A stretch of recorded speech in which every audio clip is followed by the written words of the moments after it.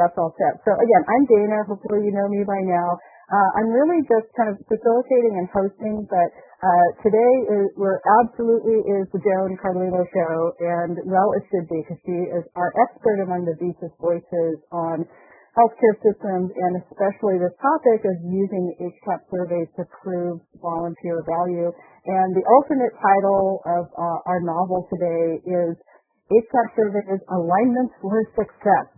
And we hope that this is part one of a series every 2 or 3 months that Joan can do, just because this is a very content-rich and specific details are important to this topic, that will kind of specialize on some topics related to this in a few more modules through the end of this year and getting into 2022. So HCAHPS, Hospital Consumer Assessment of Healthcare Providers and Systems, surveys are the key to your organization's ability to survive in a competitive environment. So plugging right along. You know who we are. You know Joan is an expert. Again, Todd is here a little bit behind the wizard's curtain driving the deck, but also as a resource. So call on the resources of all of us as voices, specifically around how VSys One supports the ideas and the processes that and the models that we're talking about today with Joan. We all forget that this, this has been a time, and there are extreme and unique challenges within healthcare around not just volunteer engagement, but functioning at any capacity at all, and having consistent roles and placements and duties in the current environment of the pandemic and the different waves of the pandemic. And we want to emphasize that part of why we're presenting this material is empathizing with the extreme challenges and hopefully offering more tools and more models in a way that really helps everyone grasp the situation that we're in, and we get that there's a very, very high level of burnout in all roles and in all levels. And Joan, if you want to speak to that as well, we're always here for you. But Joan, what's been some of what you've been hearing from the field?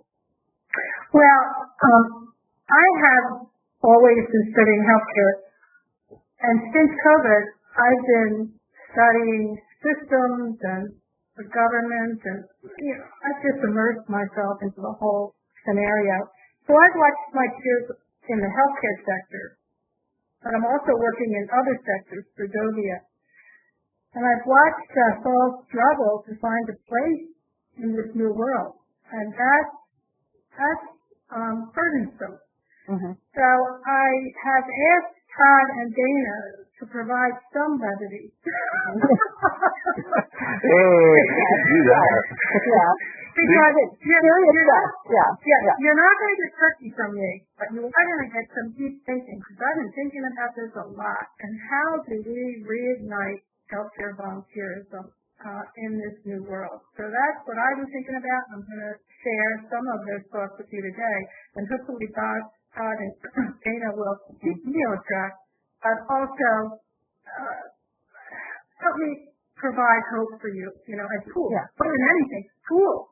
How are we going to do this? And that's what we're going to focus on. And that's really the emphasis is what do we do together? What do you do? What tools do you need? What support do you need? And that's not just the empathy, but the practical support that VSys Voices and VSys One, bespoke software, can offer to you is exactly what we're talking about today, with this very specialized look at, what of the old or the necessary per system, per federal reporting system, like what do you have to keep using either because it works great or that's just part of the boxes you must check within the system you're in.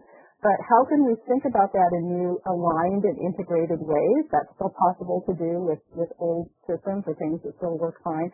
And then how can we layer new practices, not just new ways of thinking about it, but what are some models of alignment and integration that use things like HCAHPS, social determinants of health that you're already dealing with in your healthcare systems, and really, again, just say the word alignment a lot, or tying it all together to reinvigorate, offer hope, offer new tools in the toolbox, or new ways to use the old tools that you have that are the tried and true tools to adopt into new models and new practices that make working, smarter instead of harder, and again offer that light at the end of the tunnel and the end of and a little bit of lightness and sense of empowerment to the really, really tough situations that everyone's been in. And so, Joan, tell us about how we're tying this into what really is the mission of all healthcare systems, the big orbital picture. Yeah. And so Dana's really good about coaching me to say, look, you've got to say where we're going with the session, re-say it, and come up with a clear objective. And because my mind is all over the place. But if you leave this session with one takeaway, the important takeaway that I want you to think about is how the volunteer services tie in to the mission of healthcare. Erase from your mind what was. We've got a new world. So how do we really use volunteer services? Not only use them, but measure how we make the impact. That's the key. How do we improve the patient experience? Because this is classic, and every one of your peers and every department in your institution is asking the same question. These are our focus. Okay. Patient experience, population health, provider satisfaction, and then while reducing per capita healthcare costs, especially coming out of COVID. So the rhetorical question is, how does the department improve the patient experience? And we're going to start with HCAHPS first. Then, how do you stay aligned? With everything that your institution is doing already? In the volunteer services, we've developed a lot of side tracking systems that we develop ourselves, but we're going to talk a little bit about technology, and you've got to be linked in to the main computer, the big source of all information. So the alignment of these missions is crucial. And we're going to try and spend one webinar a quarter trying to help. Today we'll start with HCAHPS. And so at the end of this road that we're going to take, and I have in my brain the patient journey model that you all use, and this is an example of today's journey. We're going to talk about aligning all of these mission elements, and hopefully, I can write my screen, here's our roadmap. Yeah. So you'll see the road signs along the way. We're going to be moving really quickly. So let's get started. And again, recorded for your convenience. But yeah, there's a lot to cover. And we also, not just talking about the journey map, and that's a phrase that's used in healthcare quite a lot. So we're going to keep coming back to points on this map and how they do align and tie together and how these things are related. But we also recently did a survey, and we had pretty good survey results. So I've done this is a small sample of only 3 of the 10 questions, and we have some of the other trends. Joan, do you want to talk about the survey that we put out to a lot of our attendees today? And those survey questions were important to all of us because we need to understand what's actually happening in the field before we get started on these series of sessions. So the first one, the question, which I was surprised to see some of you, who is your organization's HCAHPS survey company? Well, the 3 answers that came back were Prestani, which is not a surprise. And I've worked with Prestani and still have you over the years, and they are familiar with volunteerism. That's one of the topics. Juron, I'm not familiar with, so I'm going to look them up. They're one of the approved companies, but I was interested to get that result. And then SurveyMonkey, I was so interested to see that too. And then the next question, does your organization use an HCAHPS dashboard? 67% of you said yes, 8% said no, and 25% still don't know. So finding the answers to these 10 questions that were in that survey is another takeaway for you. These are just, in order to proceed on with these theories, you really need to find the answers to these questions as they apply to your own organization. And then the third question is, which department or committee provides ultimate oversight to your hospital's HCAHPS process? There were a series of answers, but all kind of in the same area. Somebody said quality, patient experience, care experience. I think somebody said patient relations and nursing administration. I want to say something about this. These are the departments that you need to have a clear tie with and to establish within your organization a partnership. So there was a reason for that question. Quality improvement and quality has always been an issue. It goes back decades. The terminology has changed. by the way, the historical sheets of HCAHPS and what used to be patient relations. So I was interested to see the name of the department still pops up. But now we've come up with these new labels, which all are on the same road: quality, patient experience, care experience. And then the good old nursing administration. I don't know how much longer these quality processes are going to stay seated in nursing administration. These are all within individual institutions, also remember, because HCAHPS measures scores by hospital, not by system. So you could have a system where those answers are all different. We're not going to go down that road. We're just going to say, nowhere. That's another section of the webinar at a future time. That's for future us to do. This is just one hospital. Yeah. It just measures one hospital. Yeah.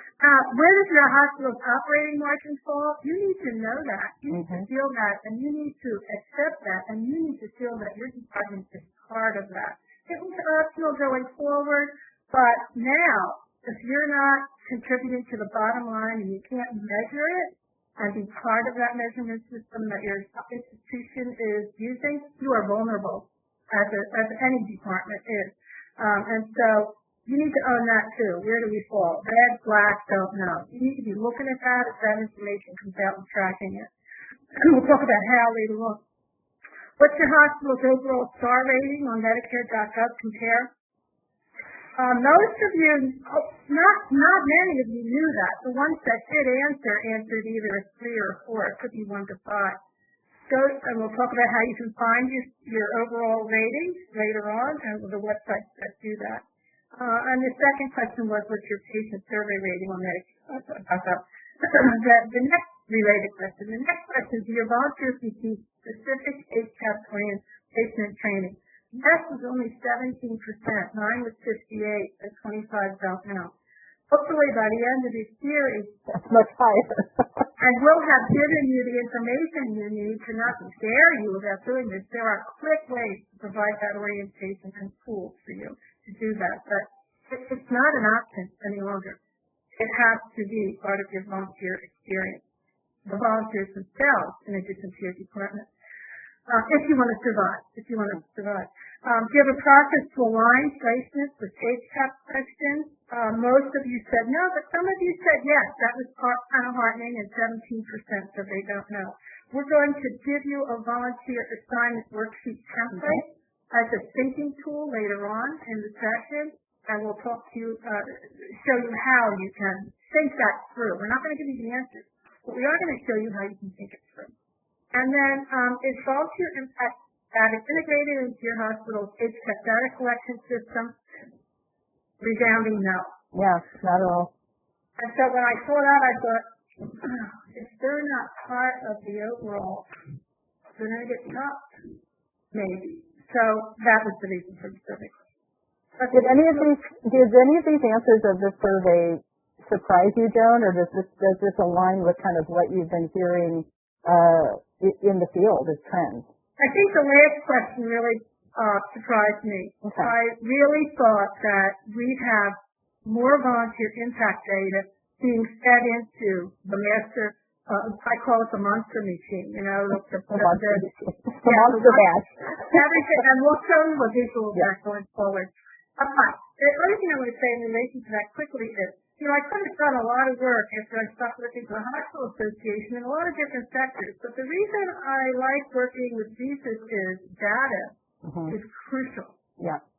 Crucial to everything we do now. So, you can find motivation stuff in volunteer ministry, you can find how-to-dos, you can find this, but you can't find a lot of organizations focusing on integrating volunteer data, and if we don't do that, we're going to disappear. This is, by the way, this is Joan speaking, but I usually have a pretty good spidey sense, and I can feel this strongly, which is why I'm hoping that Dana and Todd will provide revenue while I just say, look, we got to do this. We got to do it together. Okay. Well, I think the hopefulness and, again, this enterprise resource planning and doing it together and not just, like you mentioned, not being invisible, just not being disconnected from all of the pieces of the monster machine that we have to plug into to have the value of the volunteer services now. So tell us about ERP, Joan. Okay. So it has always existed. And by the way, this graphic in front of you is from the business for-profit world. But as we all know, we adapt these models. So this is only a model in front of you. Each one of your systems and each one of your standalone hospitals or hospitals that are part of systems feed into, I don't care what they call it, but especially since COVID, they all have this enterprise resource planning model now. And technology is running that wheel. And each department has their place where they feed the data into the main machine, the monster machine. And so electronic health records, for example, since COVID, that's taken off like crazy. So that's just another example. We've kind of had the finance and procurement piece of this going before COVID. But I want to say this thing is now on steroids, and it's working within your systems and with your hospitals, and data-driven decision-making has taken precedent over any other type of decision-making. We still may be doing other types of decision-making and using this model. And I want to tell you something, and if I'm wrong, say it in the chat, but you got to provide data these days. And if you can't, you're gone. And so we'll proceed on with, we're just starting today with HCAHPS as one of the tiny little feeder streams into this. But we'll be adding on certain determinants of health data and maybe even talk about billable types of volunteer activities, how that feeds in. So it's complex. And Dana and Todd were like, well, I said, no, this is complex. We can't do this in one session. If we try to, we're doing it to service. Yeah, let's make a series. Yeah. Exactly. So enterprise, that's not part of your vocabulary. And that's what this is called, enterprise resource planning. And you need to be part of your enterprise resource planning model. Now, there are companies out there that are specializing in enterprise resource planning for healthcare. And some of you may be using these companies already. And Epic, for example, started out as an electronic healthcare records company, and now they've turned into an enterprise resource planning company. So you can see they've taken that wheel, and they have a different visual for it, and this is the product they're selling to hospitals right now. How do you get your patient experience software, your clinicals? You can either sell revenue cycle, managed care.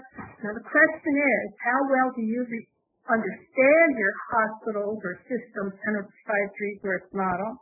Where do you feel you connect your volunteer placements? Because this is all related to where your volunteers are placed now within this model. And you need to be measuring placements. And then another good company that many of you are using is Simpler, which is another enterprise resource company. So these are translations from the top down. This is the top-down perspective we're giving you right now, and we're going to give you a bottom-up perspective next, and hopefully meet in the middle by the end of the session. But I want to say to you that I feel firmly, and I think you can do the next slide, please. I feel firmly that let's start with HCAHPS. If we can link our volunteer placements directly, and you have measurement tools to having direct, not anecdotal, but direct data influence being fed into our enterprise resource model system from VSys one, it can talk, it can integrate, it can into the big monster machine. That's where the power lies, and that's where we need to go. Not only to survive, but to actually have a profound effect using volunteers on our hospital and our community and our systems operations. But also, I want to bring up that there's some models in the software that your hospital might already be using, and to be familiar with that or search for, like, where does volunteer even turn up within that search within that kind of software in your hospital.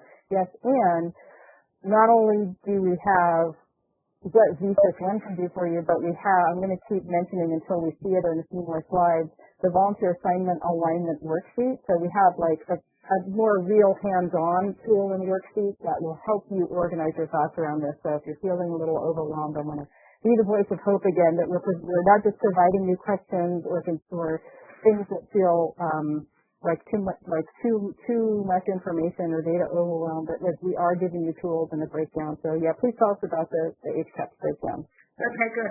And there's other, I just want to pause for a second, and this is not on a slide, but there's other key vocabulary I want to make sure that we have recorded.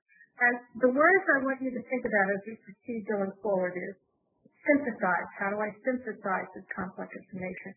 Data-driven decisions. How do I make data-driven decisions? Precision. I'm going to be reading verbatim some of the information from CMS because precision and the precision of our choice of vocabulary and language is really important in order to stay in compliance and drive data into that main monster machine. Alignment. We've used that word many times. I want you to remember billable versus non-billable. What's a staff function and what's a volunteer function. So there's some key language that I want to record on the recording before we go forward. Okay. Yeah. So for decades, we've talked about quality, affordability, and safety in healthcare. This is not new. Way back when, decades ago, even 20 or 30 years ago, to err is human, the report. It goes way back, And what has evolved from that concern in healthcare about quality, safety, and affordability is HCAHPS. One of the outcomes is HCAHPS. So if you'll go down to the next slide. So there's a great graphic on the AHRQ website, which we'll talk about in a minute. And we broke the graphic into 3 parts, but in the resources, there's a link to the entire graphic. And this graphic is what I alluded to earlier.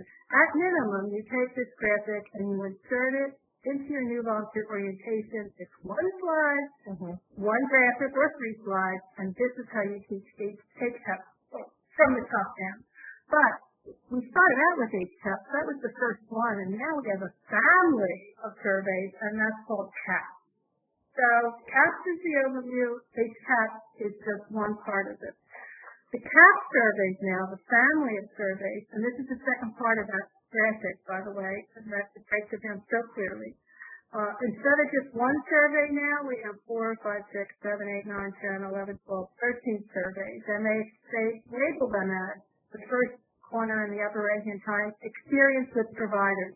And we're not even going to do that one as our model, but you can see there the different surveys.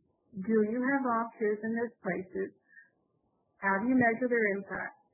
Experience with condition-specific care, cancer care, mental health care.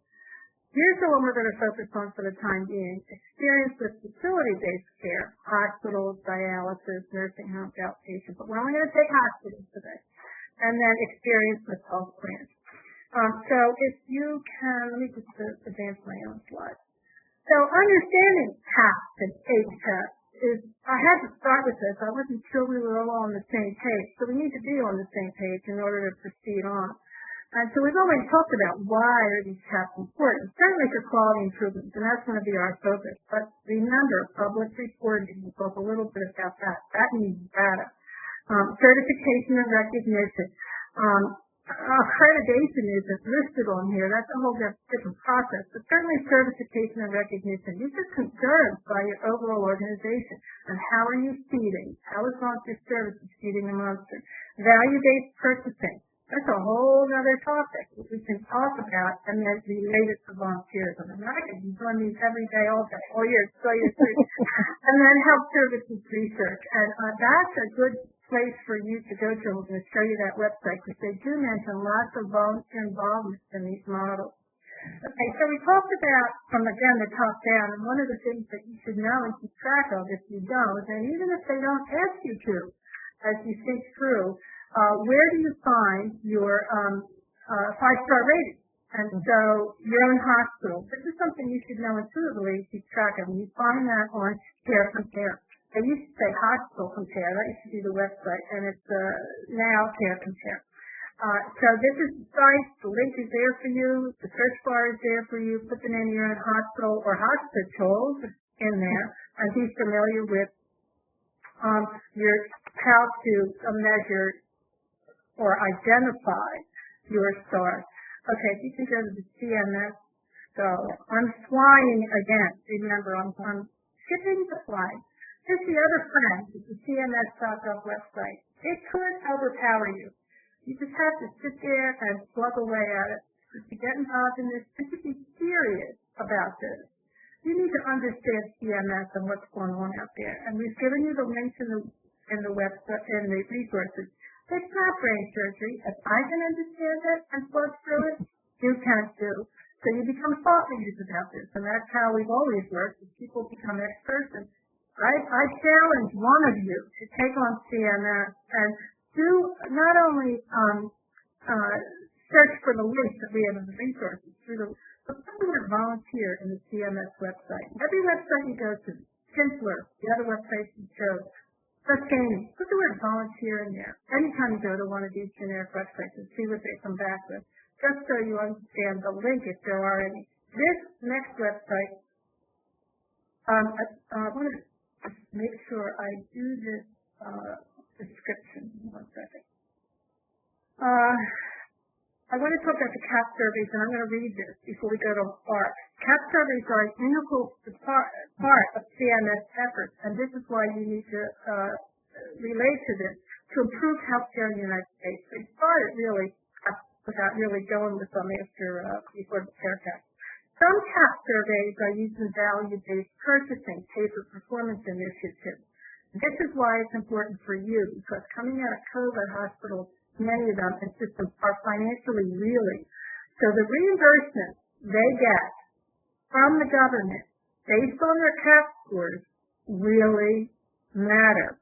And you need to be a part of adding value to your volunteer efforts, making sure those scores are high enough to get reimbursed.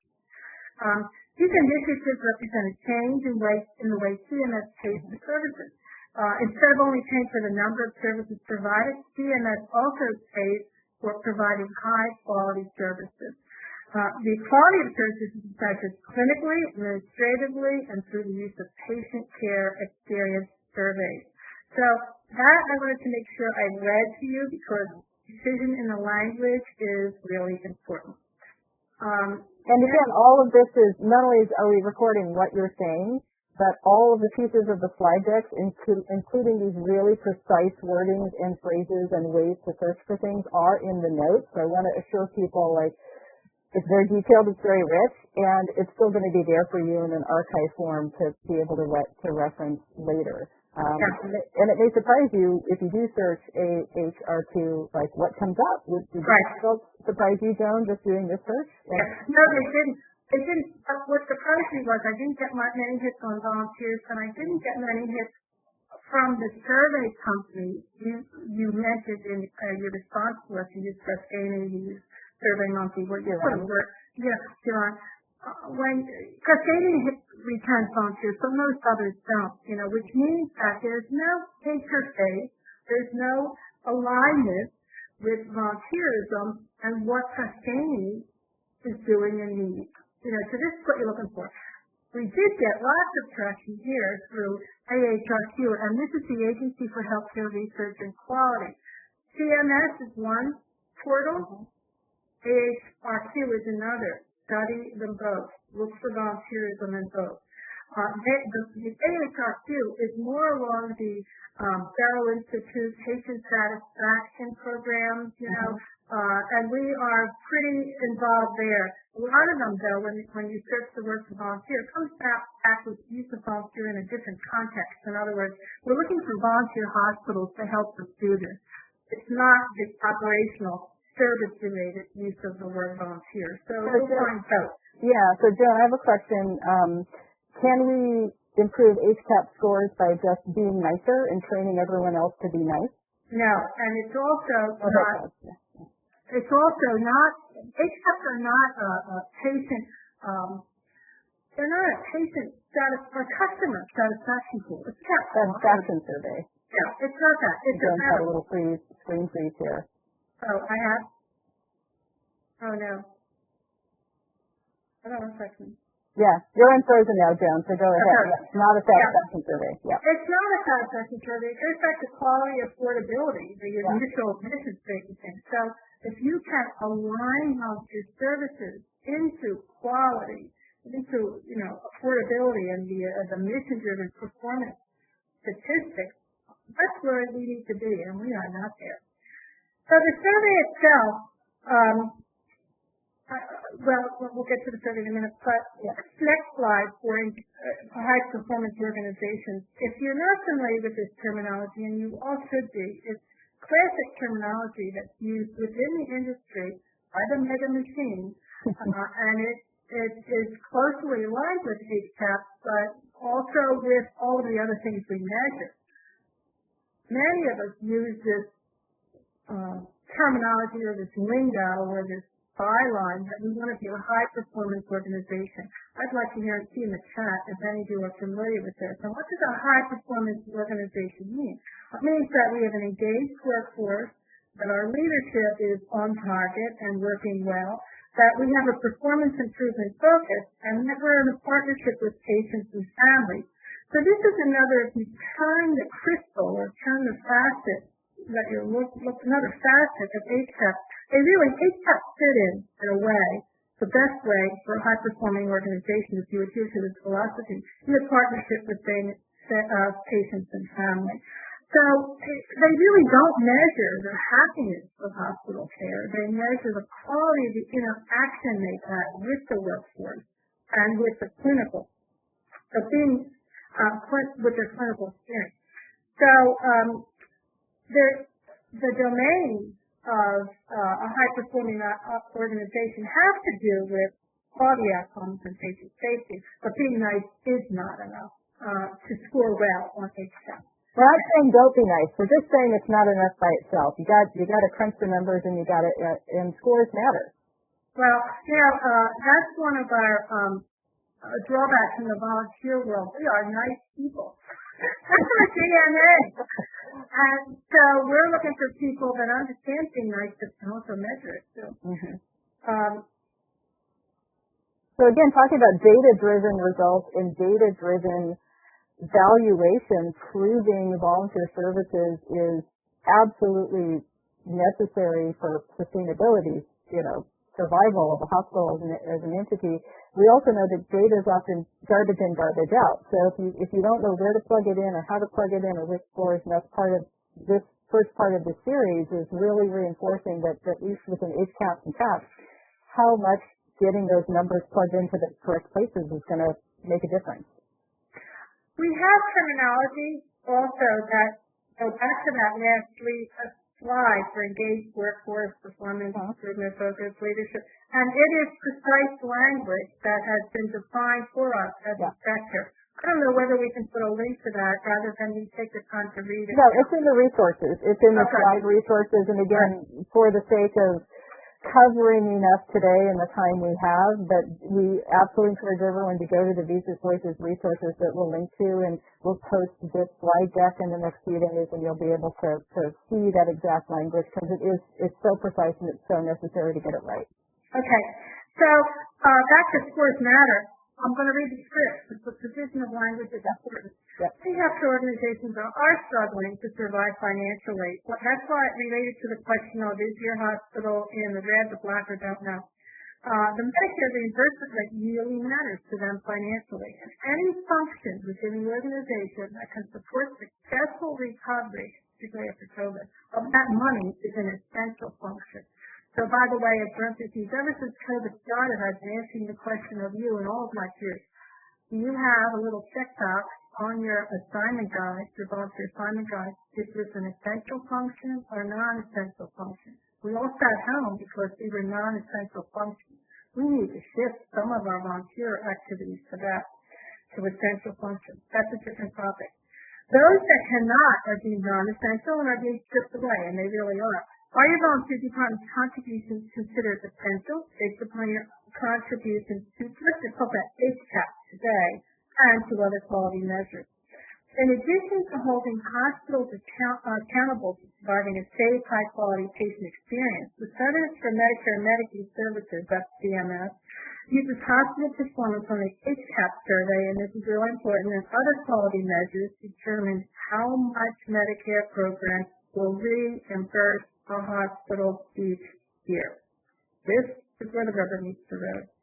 CMS withholds 2% of all participating hospitals' Medicare payments to fund value-based incentive payments to hospitals based on their performance. Anybody that can help get that 2% back is in the game as we're really trying to recover. Anybody that can't is vulnerable. So we want to be in the game, okay? And one of the ways to make sure we're in the game is that on HCAHPS, which is shifting to HCAHPS now in that discussion, is that we can show we have a direct and not indirect, not anecdotal, but direct impact on the top box scores. If you're not familiar with top box scores, that's how HCAHPS results are reported. The box is meaning the check box, of course. And the top box is the most positive response to each question. From most of the sections, the top box is the percentage of patients who say always. There's no partial credit for patients who raise the question as usually, sometimes, and never. So, again, these are questions you need to answer and ask yourself when would you build your system for response and alignment. Top box, how are we affecting that, the volunteers? Not only our departments, but the volunteer services. So, okay. Yeah, and this kind of illustrates what we were talking about in that one. And so if we go to patient eligibility requirements, and then hopefully everyone is getting how this all ties together on our roadmap and our road signs along the way. And again, this is here for you for easy reference. Right. So I'm still kind of at a top-down perspective for you to put things in context, and then we're going to move the bottom up soon. But the thing I really sometimes people don't realize when we talk about HCAHPS, the hospital survey, remember all those other different surveys? We're only talking about the hospital survey. I just want to give you a reminder that patients admitted, HCAHPS only applies, the HCAHPS survey, patients admitted in the medical, surgical, and maternity service lines. So when you start to, now we're doing bottom up, when you start to think about which one of my volunteer placements are in the medical, surgical, and maternity service lines, they become a priority because you know they influence HCAHPS. We're rebuilding. We're starting from nothing. We're bringing our volunteers back. You have a choice. You bring them back in medical, surgical, and maternity service lines first. I'm not seeing that happen. I'm seeing them coming to get job in other places. Different story. And then remember also that observation patients, rehab patients, and patients with primary psychiatric diagnosis are not eligible for the hospital survey. We're only focusing on the hospital survey.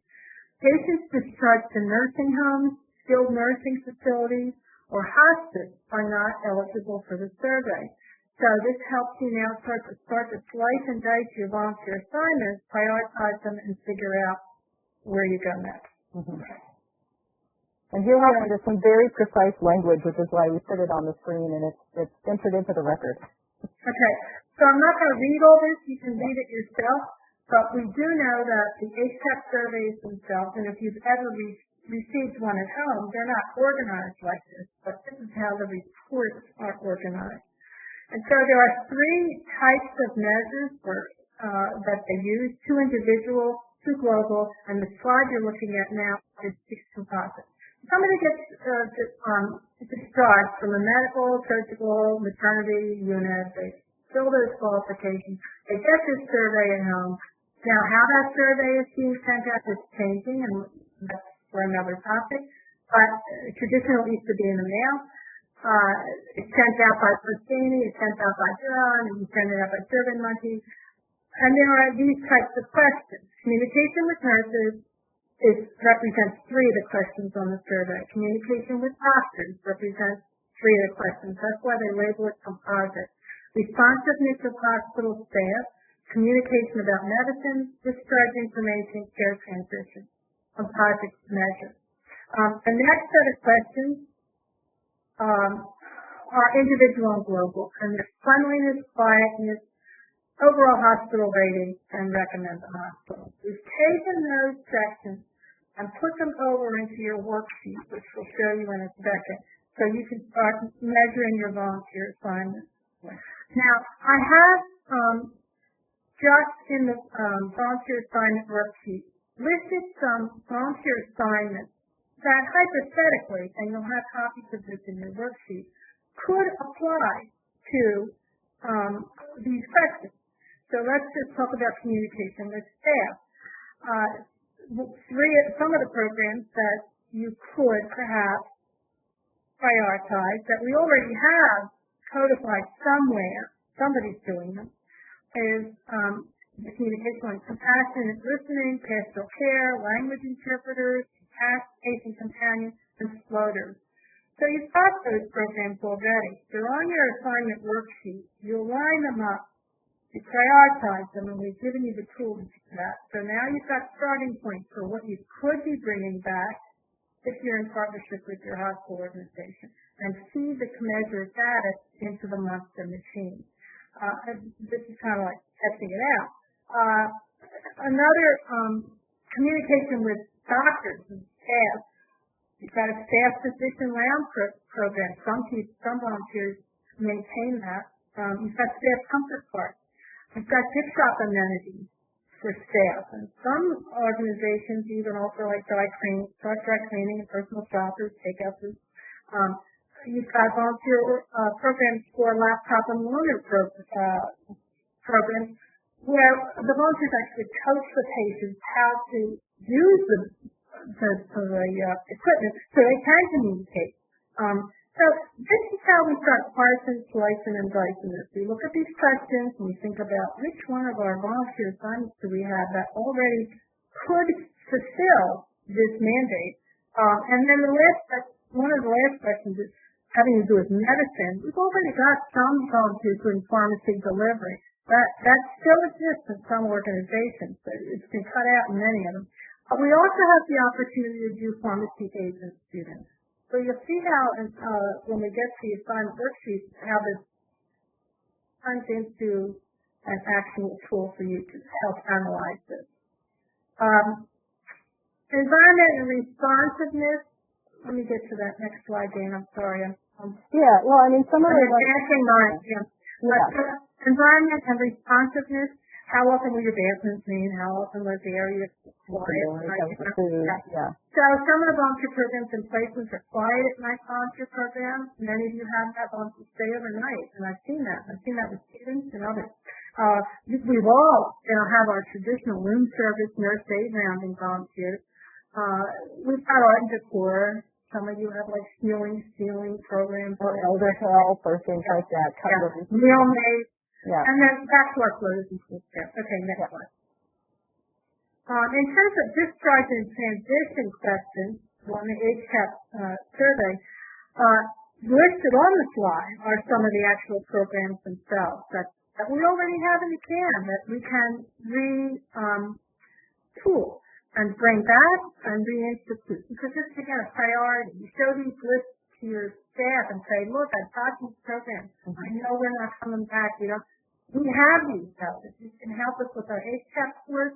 Let's exercise bringing our volunteers back, reactivating you, or prioritize them, and I'll do that with you so that volunteer services can have a direct line, direct impact into our HCAHPS work and help everybody. Okay, next slide. And then the last set of questions have to do with the overall rating of the hospital. And some of the volunteer assignments that I thought, this is just off the top of my head, by the way. There are hundreds of them I have on list. So I just looked some of these off. Some of the volunteer assignments that could affect the overall rating of the hospital have to do with the information desk, our escorts, our navigators, our guest services, our greeters, our gift shop, our hospitality part. So I think you get the gist. So that's the reality of how we're starting to move from the bottom up to the top, meeting the top down in the middle, and then don't forget, or I should say, always remember. Always remember, yeah. Always remember to refer back to the Plan, Do, Check, Act model. This is complex stuff. We need models. Ask yourself questions, answer the questions, move through it, things change. So don't just sit down and, write it out, use models to think things through, and it helps you remember all the details in a methodical way, and it helps you gather your own data as time changes and things change to update. So I put this in as a little reminder, but the other thing is I want you to use that to establish and review and prioritize Transit Check Act replacements and programs that should start today in support of HCAHPS. Work with your hospital staff to find the middle ground. Some of your staff may not even want to talk to you about this. And that's going to be tough when I understand internally the culture. You know, you like what's that, not the little engine that's what's the little, the one that's always trying to keep up, you know, and say, well, you have to think that's that culture. But if nothing else, the first step is to take your own department, your own behavior, and act as quality improvement movers and shakers for the sake of quality improvement for the whole organization. What you do have control of is engaging your volunteers with consistent, mission-driven quality improvement processes for the volunteers resources department itself. And I would start with educating my own volunteers. Nobody should start from doing that. Right there, we gave you the model for HCAHPS. Use that, start educating them, and there are other ideas to action. I have not seen, and I keep asking this question. Remember, I sat in your seat. First thing I would have done, I think, when HCAHPS came out, if I was in your seat, is to establish an HCAHPS volunteer assignments review committee. This is within your own control. You don't have to beg to become part of a hospital committee, although you should be begging or asking or requesting, providing, show them how you can prove value to being a member of that hospital oversight committee. That's top down. But bottom up, start your own committee. Get some of your leadership volunteers, line up your assignment guide, use the assignment guide worksheet, train them in what HCAHPS is all about using a lot of the information we just gave you, and get to work in prioritizing what you can bring back, how you can improve your contribution to the monster data collection and HCAHPS process as a whole. You do have control over that. And then you do have control over maintaining and obtaining your certified patient experience professional certification. You get that through Barrel. Few people I know, like Mary Matson at Florence Memorial, has it. Many of you have already gotten that. That's just one part of the background that we need, but that's a good start. And then obtain and maintain your CBA. Again, that's happening through Barrel. CAHPS or CBA. CBA is more general, but CAHPS is specific. Right. Okay. So, next one. More ideas to action, and I don't know, it's already 12:52, so we wanted to go over this action worksheet. It's in a link. Yeah, Todd's pulling it up now. We just want to give you a little picture, but this is what this model alignment worksheet looks like, and these are just samples. This is not the be-all, end-all. You make your own decisions, you fill it out, and this is a resource and a tool and a template will be available to you on the VSys Voices pages. So we just wanted to give you an idea rather than try to describe an Excel spreadsheet. But this is something that we're offering to you, again, just for an easy plug-and-play way to start to do the rethinking and aligning your everyday VRD practices with the HCAHPS stuff that Joan's talking about. And in the interest of time, again, all of this is in the notes and resource links. We want to make sure that you get to really, again, just tying this all together and that you do know that you have the tools in the toolbox. Okay. And then I already mentioned to rethink and align your own department practices with HCAHPS. Make sure your policies and procedures reflect them. Make sure when you're recruiting new volunteers, we already talked about orientation, but there's a nod to HCAHPS in your job description, and they understand the impact of their work on the HCAHPS scores in the organization. They make the connection and involve your volunteers in the process. And even in your interviewing process, there are standard behavior-based questions you could be asking to help along with as you try and make a proper placement for that individual volunteer. But if you need them in an HCAHPS-friendly environment, there are certain volunteers that fit in that environment, and there are certain volunteers that don't. And you can even integrate a question in your interview process for that, and I can help you with that too. Again, this is a vast amount of information.